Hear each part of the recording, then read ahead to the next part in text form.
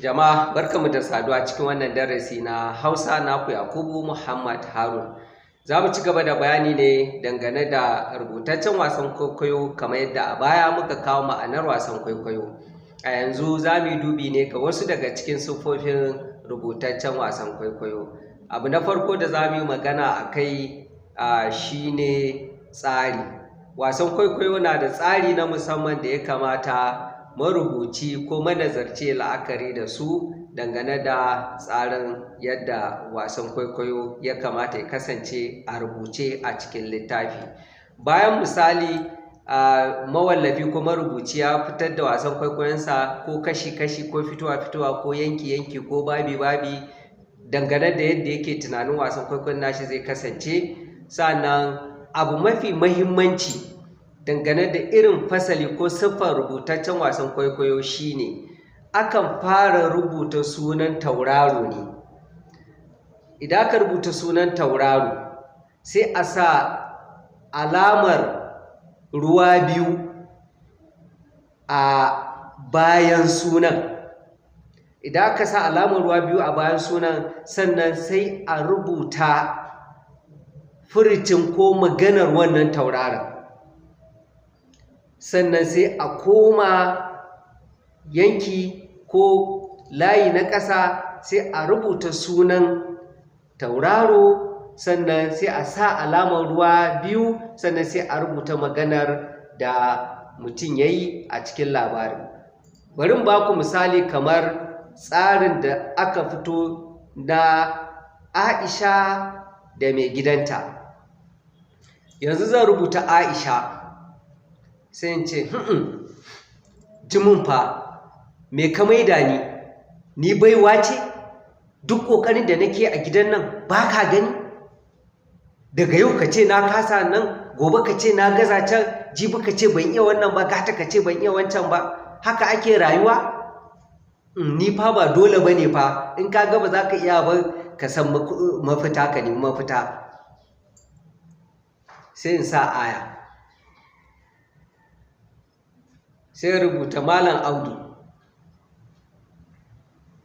To ke saboda Allah so kike duk abin da kika ga daman yi ki yi, in sa ido ina kallo, kar in ce miki komi? Ai ba haka rayuwa take ba. Gyara kayanka ai baya taɓa zama sauke mu raba. Kuma idan har in ban nuna miki abin da nake so da abin da ba na so ba, ta yaya kike tunanin za mu fahimci juna? Ke kullum ba dama in miki maganar cewa gyara kaza shi kenan sai ki ɗauka na tsane ki ko na rena miki wayo? To wallahi ni dai ba haka nake nufi ba. Gaskiya ki canja tunani. Sai in sa aya. Kun ga a nan wannan fasali ne na rubutaccen wasan kwaikwayo. Abu na gaba kuma da manazarci ya kamata ya yi la'akari da shi ko marubucin wasan kwaikwayo shine shige da fice. Idan aka ce shige da fice ana nufin idan aka nuno gidan Malam Audu da matarsa Aisha, batutuwa nawa suka yi magana a kai. Wataƙila na farko sun yi magana a kan yadda yake iya ƙoƙarinsa ganin cewa ya ɗora ta bisa irin hanyar da ta dace domin su fahimci juna. Ita kuma gani take ya tsane ta, yana ƙuntata mata. Na biyu kuma za a yi magana a kan ba ya kula danginta kamar yadda yake kula danginsa. Idan danginsa suka zo sai musu 10 da 20 na arziki, in danginta suka zo sai uwar watsi da su, ya yi kunnun uwar shegu da su. Kun ga kenan a wannan shiga da aka yi an samu fita guda biyu. Fita ta farko maganar fahimtar juna tsakaninsu, fita ta biyu kuma maganar yadda yake nuna bambanci tsakanin yadda yake kula da danginsa da kuma yadda yake kula da nata dangin. A fita ta ukun za a iya duba wata matsala daban a sake saƙawa ciki domin hoton zamantakewar da ke faruwa tsakaninsu ya fito ƙarara. Har wa yau wani abu daban kuma dangane da tsari a wasan kwaikwayo shine idan Aisha amarya ce, dole a tsara yanayin gidanta ya dace da ɗakin ko gidan amarya. Ma'ana mutum zai ɗan ɗauki lokaci ya ƙalailace bayanai dangane da irin yanayin gidan da kuma ɗakin ta yadda aka ƙawata da kayan alatu sababbi kuma na zamanin da ake ciki. Duk da a rubutu ne, amma zai iya siffanta yanayin gidan a rubuce ta yadda mai karatu zai riƙa gani tamkar ma jikin gidan ko ɗakin yake gabansa yake kallo kai tsaye. Idan kuma aka ce kasuwa ce, haka zai siffanta, zai fasalta kasuwar a rubuce. Idan caji ofis ne, idan kotu ne, ko makaranta ce, ko ma dai ina ne, wajibi ne marubucin wasan kwaikwayo ya yi ƙoƙarin fito da bayanai filla-filla ta yadda zai dace da irin wurin da yake magana a kai. Wannan ma na daga cikin tsari na wasan kwaikwayo. Abu na gaba shine zubi. Idan aka ce zubi a wasan kwaikwayo, ana magana ce akan sunayen waɗanda za su aiwatar da ayyukan da ke cikin wasan kwaikwayon. Wancan gidan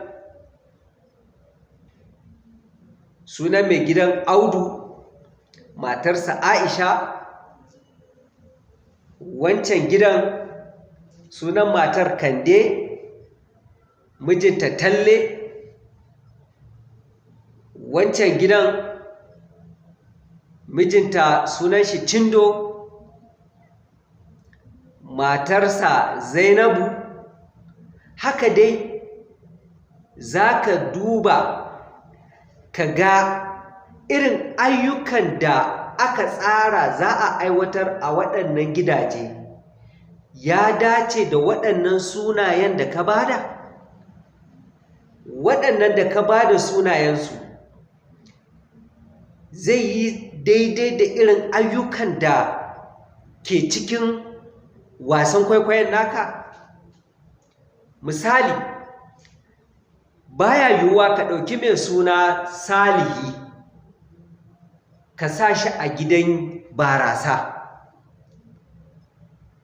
Irin wannan sai ka kira shi da suna kamar Muchachos ko Ƙurumbus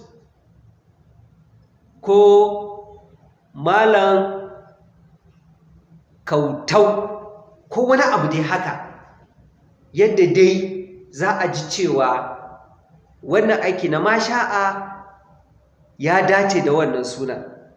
Idan aikin alheri ne kuma ya dace da wannan sunan. Haka idan al'amari ne na ɗan Daudu, ka samu sunan da zai dace da ɗan Daudu ka bashi.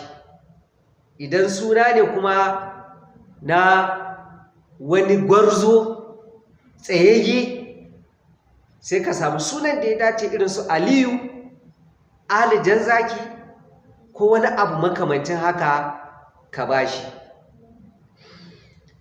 To abu na gaba kuma da za mu tattauna a kai shine tauraro. Tauraro, kamar yadda muka yi bayani a waƙoƙi, su ne masu aiwatar da sunayen da muka samu a cikin zubi. waɗannan sunayen su ne taurari domin su ke aiwatar da ayyukan cikin wasan kwaikwayon. Kamar yadda muka bayyana a waƙa, wanda ya fi kowa gudanar da muhimmin al'amari ko ayyukan cikin wasan kwaikwayon ana kiransa babban tauraro. Su kuma ƙananan da ke taimakawa wannan saƙon ya isa wurin da ya kamata, inda ya kamata, a lokacin da ya kamata, su ake kira ƙananan taurari. Mataimaka ne su, tallafawa babban tauraro suke yi domin saƙon ya sami isa yadda ya kamata. Abu na gaba shine jigo. Jigo shine saƙon da wasan kwaikwayon ke ɗauke da shi.